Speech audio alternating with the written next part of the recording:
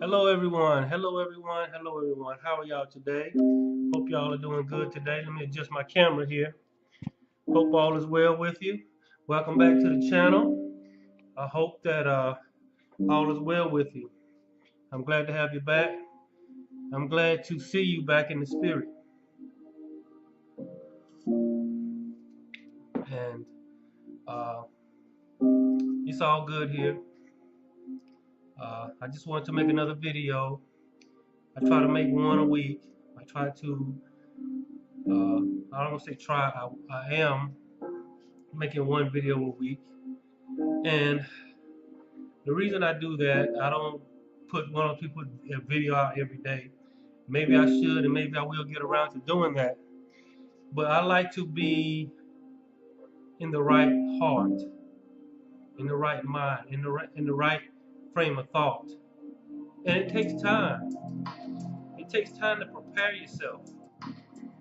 It takes time to prepare your mind and your heart to hear from the universe, or to hear from God or the All, your higher self and your source self. I'm not one of those people that just get on here and just start talking. I meditate. I I quiet my mind so that I can filter out all of the impurities in my mind, if you know what I mean. Filter out all of the things and pull in the truth. So you have to attract the truth. You attract what you think about. And if you think about the truth all the time, you will attract truth. If you think about love, you will attract love. If you think about peace, you will attract peace. So your mind and what you think about. So you have to sift out all of those thoughts that are not really yours. If a thought comes in your head and it's not a negative thought, or a fearful thought, or a thought that you know that's not you, confess. That's it. That's not my thought. That is not my thought. I don't receive that thought. And you got to get out of here. I want to think thoughts of truth, thoughts of peace, thoughts of love, thoughts of abundance, thoughts of joy, thoughts of the things I like to think about. I like to think about being pure. I like to think about being truthful. I like to think about the people that I love, and the world being a better place. Am I stuck in la la land? Maybe so. But if you stay stuck in la la land long enough, it will become your reality. Your mind shapes your reality. Your thoughts shape your reality. So the mind is very important. What you think about is very important. You are a creator. You are a creator. You create with your mind. And this is what the ones that hold the secrets don't want you to know. So they try to suppress you with fear.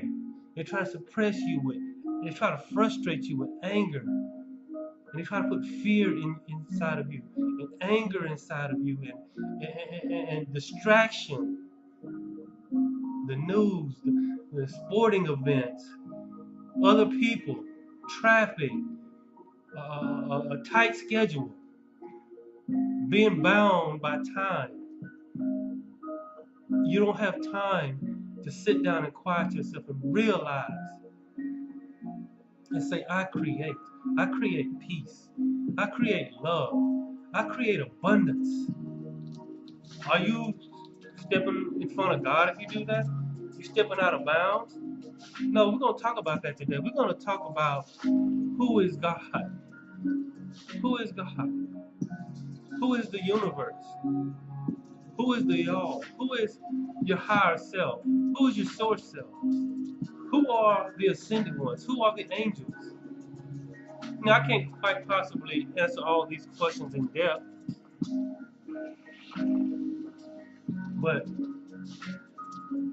I like to try to answer them in a broad sense. And Got coffee tonight. It's a little cool outside. So let's jump right on into it. Who is God? Or, at the risk of offending some people, I'm going to say, what is God? And how should we address God? Some people call him a her. Some people say it's feminine. Some people say it's masculine. I say it's both. And it's not feminine and masculine in the sense of male and female. It's the duality of the universe. The feminine and the masculine is the duality of the universe. Some say, for the just for the sake of saying, I'm gonna call he. I'm gonna say he. But some say he is the universe. Some say he is the all. Some say that he is the heavenly Father, as Jesus referred him to. Father in heaven. Our Father in heaven, hallowed be thy name. So, Father in heaven, does that mean he's out there in space somewhere? Or heaven meaning the atmosphere? See, there's two ways to interpret heaven. Some people say heaven is this place beyond space. You go out in the space, and you go to the edge of space, and on the other side of the edge of space is heaven. Some people say heaven is the empty, what appears to be empty space, but it's just another vibrational frequency that your natural eyes cannot see. You have other eyes that can see. You have another eye that can see beyond this natural frequency. This frequency of your eyes can only see so much with the light that has been given. But you've been given another light, another eye that can see beyond this reality. So when Jesus said, Our Father in heaven, hallowed be thy name, he's talking about that other reality, that other frequency, the other layer that lies on top of this one. That's actually more real than this layer. This is the dream state. When you leave this place here, you're going to wake up from the dream. You ever had a dream that seemed so real? And you woke up, you said, boy, that was a realistic dream. And possibly you was literally at another place. Your frequency changed in your mind. When you close your eyes and you open your third eye, you can find things and see things that your normal eyes can't see. This is why they try to make it seem like a bad thing. This is why they make it try to seem. They try to scare you into not looking at it. And I always say this: think for yourself. Don't let me or anyone else don't just take anybody's word for fact. Don't just take anybody's word at face value. I guarantee if you go buy a car or a house, they're gonna make you sign a contract. You say, well, I don't want to sign a contract. My word ought to be good enough. They're gonna laugh you right out of the office. He's gonna probably laugh so hard, you're gonna probably have to leave the office. He's gonna be laughing so hard. Take your word for. I'm giving you a $300,000 house, and you want me to just take your word for it? I'm giving you a $45,000 car, and you want me to just take your word for it? So why should you take somebody else's word when they're telling you something? No. Do your own research. Think for yourself. You feel that. Feel what's going on inside. Feel your intuition. So who is God?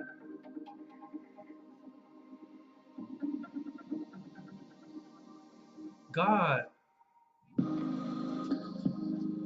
going to throw this out there. And one side of me is reluctant to say this because this is going to shake your belief system. But God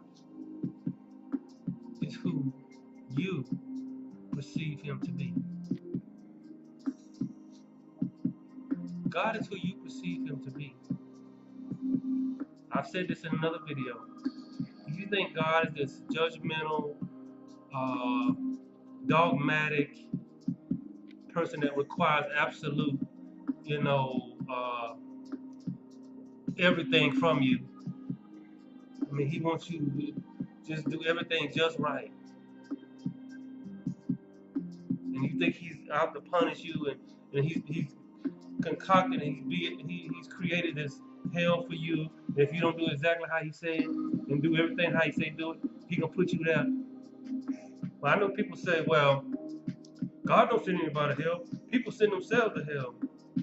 But why does hell even exist? Well, hell was meant for the demons and all this other stuff. The demons and the false prophets, that's what hell was created for, the demons and stuff. But well, how do you end up going there?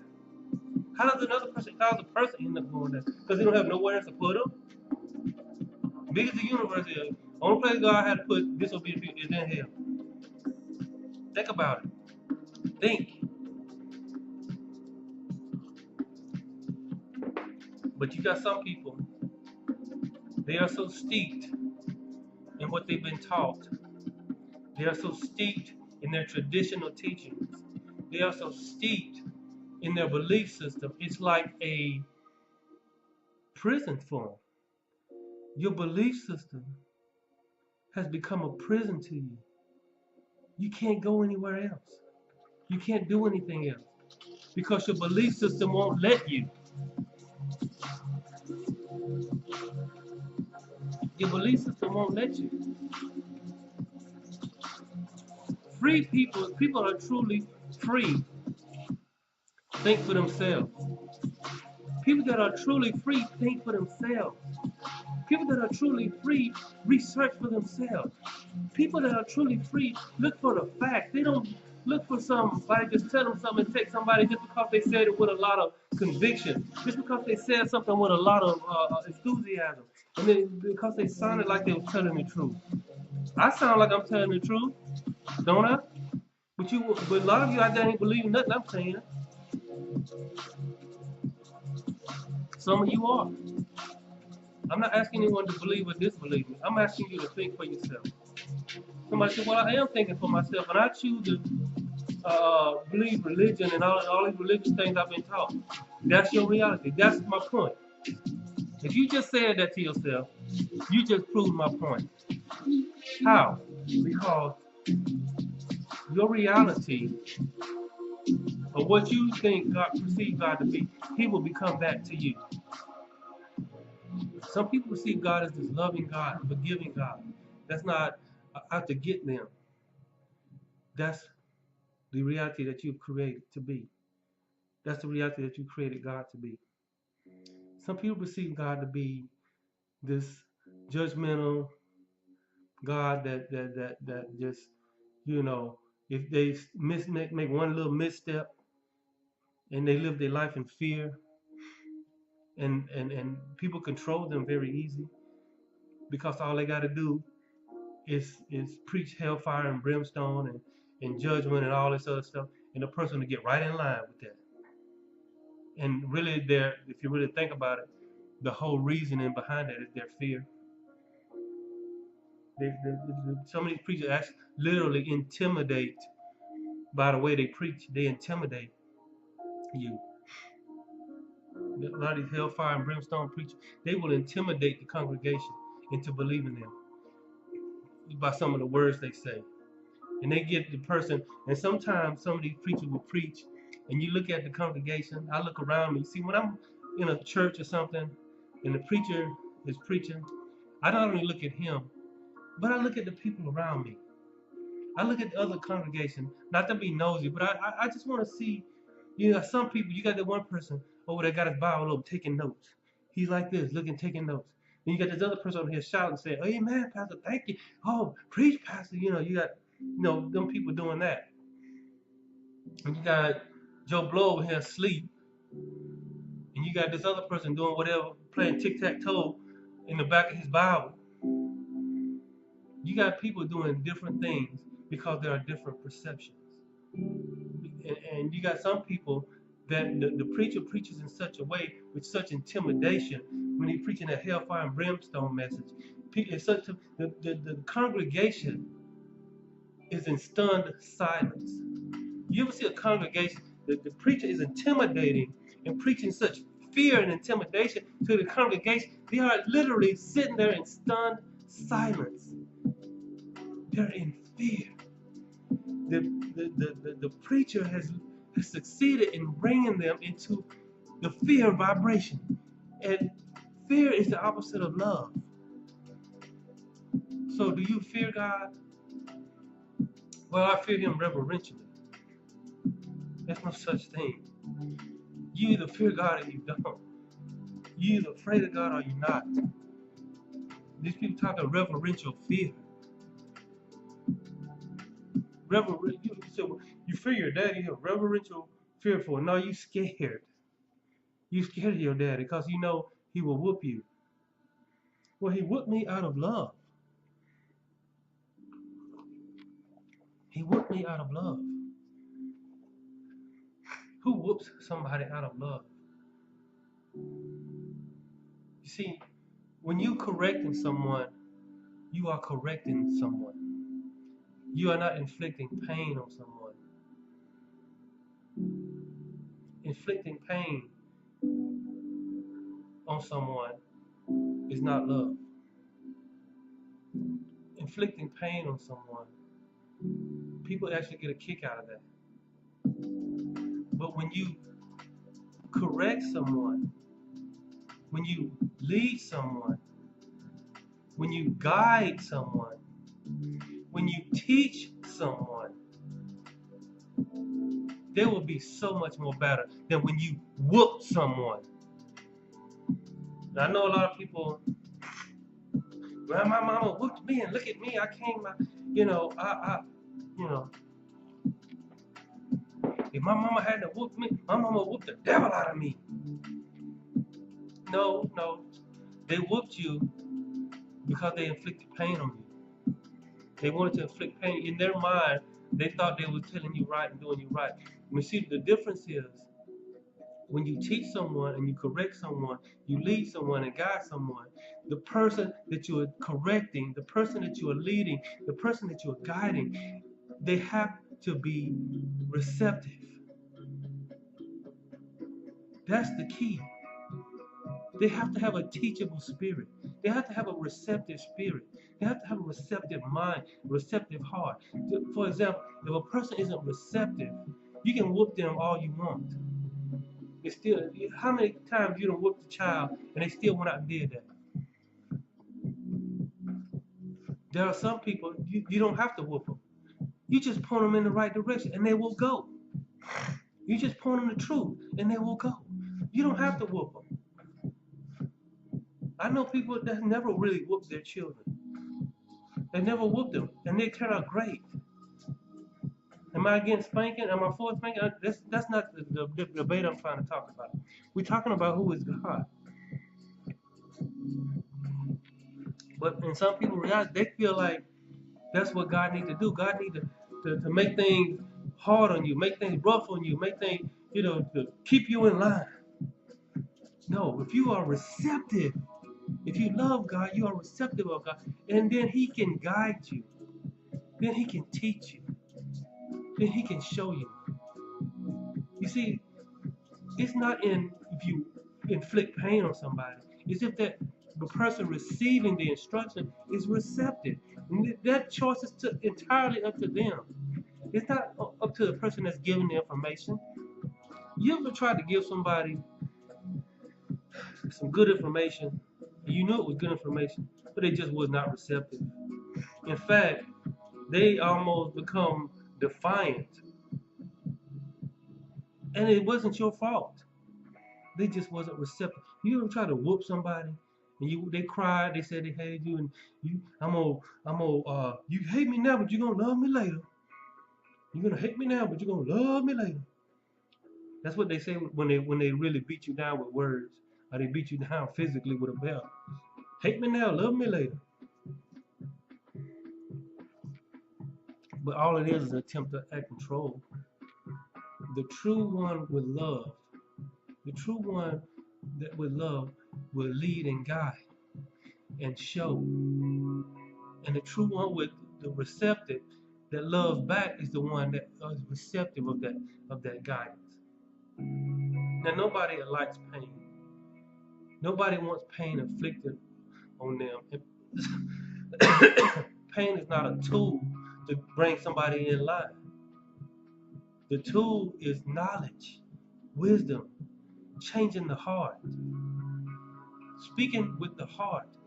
You can do more when you speak with your heart and your mind. So who is God?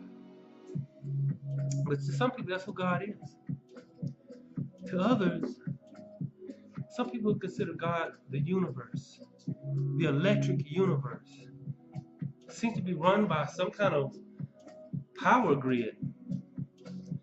And there seems to be a consciousness in the universe that keeps everything in balance. And that's how they perceive God, the balance and the duality. He's not judgmental. And so they seek to learn. They seek to be guided by God. They seek to learn from God. And when God teaches them and shows them things, they are receptive and they go and do it. God doesn't have to whoop them or beat them over the head. God doesn't have to put them in hell and all this other stuff, because they are receptive. So this is just one man's opinion. Instead of being afraid of God, instead of getting beat up by God, instead of getting totally judged by God, just be receptive. Be receptive. Receive His love. Receive His guidance. Receive His help. Just receive. Let that be in your conscious mind. Let that be your perception of God. God is the giver. I'm the receiver. And when I receive, I can branch out and give to others around me. Not this beat me over the head if I mess up type of God. Some people picture Jesus as this bloody Paul being whipped I don't know how many times, carrying a heavy wooden cross through the streets, being nailed in pain. And they say He did it for your sins. Being beat up for somebody's sins. I choose to, and that may happen, it may not happen. I'm not here to debate that. But I choose to focus more on who Jesus was and what His teachings were. The underlying teachings. Not those surface teachings, not that mainstream teaching that they teach it in these churches.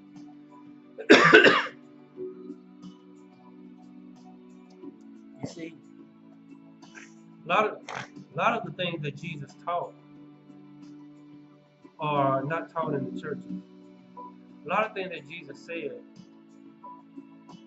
wasn't said in the church. A lot of the things that are perceived are just surface perception.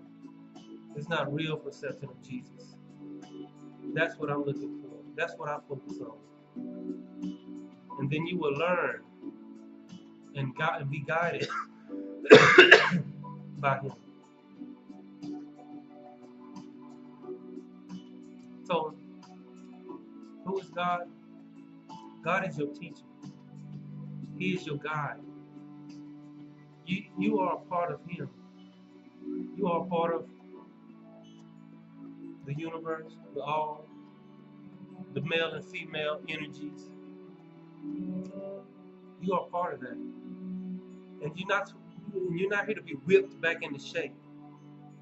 You are here to learn and be guided. With that, you have to have that in your mind. You have to have that in your mind. I'm here to be learn and be guided. And there are other ones that went before you. They're trying to guide you. They're trying to show you. But you are so steeped in your religious mind that you won't even let these people You won't even let them show you. There's things you've been taught from a child up, and you refuse to let go. But a few will. They'll let go. And they'll allow themselves to be taught by God and guided by God and shown things. They become receptive.